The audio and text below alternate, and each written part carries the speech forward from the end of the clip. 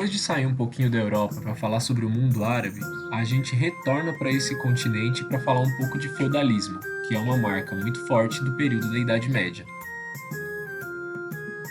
Foi um sistema que demorou muito para se formar, e para isso a gente tem que dar uma relembrada em todas as transformações que ocorreram no continente europeu. Então, ao longo de vários séculos, do 4 a.C. ao 12 depois de Cristo, foram várias transformações que modificaram a organização do espaço, da cultura e da economia na Europa. A gente tem alguns mapas na nossa apostila. A maioria deles está na página 165.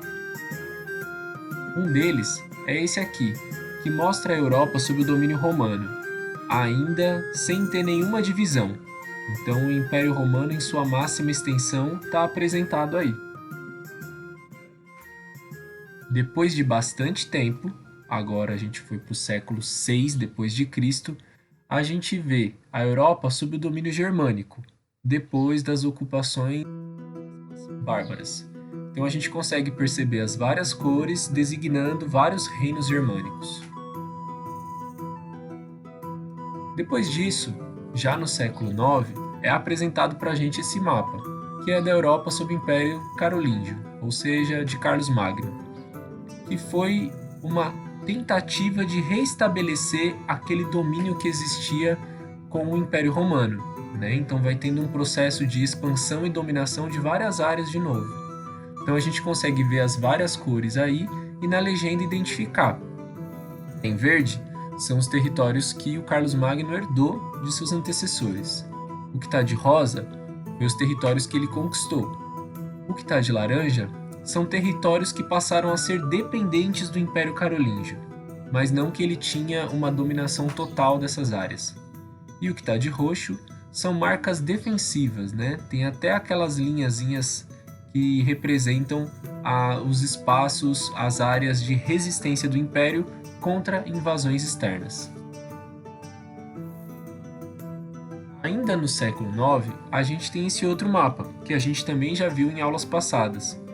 É quando os sucessores de Carlos Magno acabam dividindo o seu império em 3 partes.